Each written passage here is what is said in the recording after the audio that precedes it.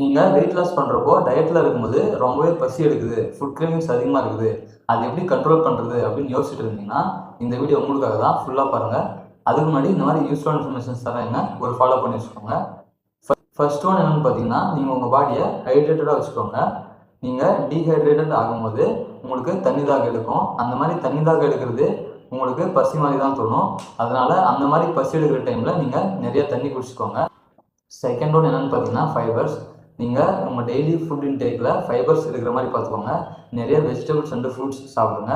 அதில் இருக்கிற ஃபைபர்ஸ் உங்கள் கட்டில் இருக்க குட் பாக்டீரியா ஃபார்மேஷனை இன்க்ரீஸ் பண்ணி உங்களுக்கு பசி எடுக்கிறத கண்ட்ரோல் பண்ணும். அதே மாதிரி உங்கள் ஃபுட் இன்டேக்கில் ப்ரோட்டீன் ரிச் ஃபுட்ஸ் இருக்கிற மாதிரி பார்த்துக்கோங்க. ஏன்னா ப்ரோட்டீன் சாப்பிட்றதால உங்களுக்கு ரொம்ப நேரம் பசி எடுக்காமல் பார்த்துக்கும். சுகரி ஃபுட்ஸை அவாய்ட் பண்ணிக்கோங்க. இல்லை இதையும் மீறி எனக்கு ஃபுட் கிரேவிங்ஸ் ஆகுது அப்படின்னா, எப்பயாச்சும் ஒரு டைம் உங்களுக்கு பிடிச்ச ஃபுட்டு சாப்பிட்றதால உங்கள் ப்ராக்ரஸ் எதுவுமே அஃபெக்ட் ஆகாது.